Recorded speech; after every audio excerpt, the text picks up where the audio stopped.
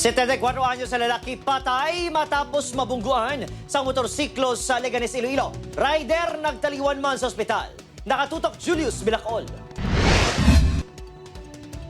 Giningagaw pa sang emergency responders nga madala sa ospital.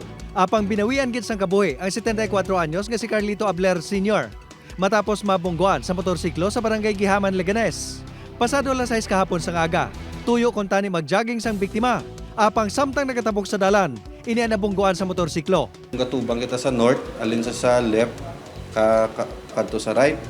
So accidentally ini nga na-hit sang motorcycle nga traversing from Iloilo City. Si Carlito ang nagangkon sa samad sa ulo nga ginalantaw nagtugas ang iya kamatayon. Ang rider ang ginkilala kay alias Toto, 52 anyos, sa barangay Bitoon, Haro.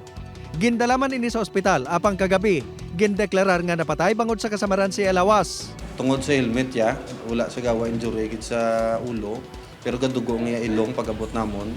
Kag according man dito sa himata sa ospital na may bali niya sa ribs. Apisar masakit na intindihan sa pamilya Abler nga aksidente ang natabo. Apang nagahingyo ang mga ini nga kuntani, mabuligan lang sila sa gastos.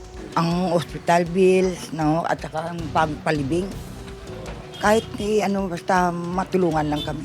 Nakapagigangot naman ang himataasang rider sa Leganes Police. Ginahulat na lang ang pag-atubangay sa mga himataasang duha, agud istoryahan ang natabo.